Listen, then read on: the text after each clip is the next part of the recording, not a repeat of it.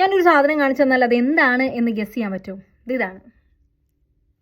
ബസ്സിലൊക്കെ യാത്ര ചെയ്യുന്ന ആൾക്കാരാണെന്നുണ്ടെങ്കിൽ പെട്ടെന്ന് പിടികിട്ടും, അല്ലാന്നുണ്ടെങ്കിൽ മനസ്സിലാവേ ഇല്ല. അപ്പോൾ ഇതെന്താണെന്ന് വെച്ച് കഴിഞ്ഞാൽ KSRTCയുടെ ട്രാവൽ കാർഡാണ്, പുതിയതായിട്ട് വന്നതാണ്. അപ്പോൾ 2-3 ദിവസമായിട്ട് ഞാനിങ്ങനെ കാണുന്നുണ്ട് ബസ്സിലൊക്കെ ഓരോരുത്തരുടെ കയ്യിൽ ഇങ്ങനെ ഒരു കാർഡ്, അവർ ടാപ്പ് ചെയ്യുന്നു, സ്ഥലത്തിറങ്ങുന്നു.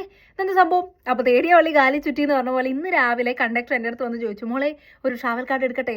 എടുക്ക് ചേട്ടാ. 100 രൂപയ്ക്ക് കാർഡ് മേടിച്ചു, 1000 രൂപയ്ക്ക് അപ്പം തന്നെ റീചാർജും ചെയ്തു. അപ്പോൾ ഇതുണ്ടെങ്കിൽ നമുക്ക് KSRTCയിൽ കേരളത്തിൽ എവിടെ വേണേലും ട്രാവൽ ചെയ്യാം. നമ്മൾ ഈ ചില്ലറയുടെ പ്രശ്നമൊക്കെ ഇല്ലേ, അതായത് 33 രൂപ ടിക്കറ്റ്, 34 രൂപ ടിക്കറ്റ്, ചില്ലറയുണ്ടോ? ഇല്ല, ചില്ലറയില്ല.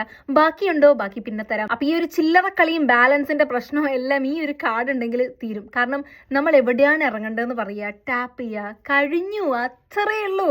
അപ്പോൾ ഇതെങ്ങനെയാണ് കിട്ടുകയെന്ന് വെച്ച് കഴിഞ്ഞാൽ ഒന്നെങ്കിൽ നമ്മൾ KSRTC ഡിപ്പോ, നമ്മുടെ KSRTCയുടെ സ്റ്റാൻഡിലുണ്ടെങ്കിൽ, ഇനി അല്ലെങ്കിൽ കണ്ടക്ടറോട് ചോദിച്ചാൽ മതി, അവർ അപ്പം തന്നെ സാധനം എടുത്ത് നമ്മുടെ കയ്യിൽ തരും. ഇത് ചെലോ ആപ്പ് വഴിയോ കണ്ടക്ടറോട് പറഞ്ഞിട്ടോ നമുക്ക് റീചാർജ് ചെയ്യാം. എവിടെ വേണമെങ്കിലും ഈ ഒരു പൈസ തീരുന്നവരെയും നമുക്ക് ട്രാവൽ ചെയ്തുകൊണ്ടിരിക്കാം.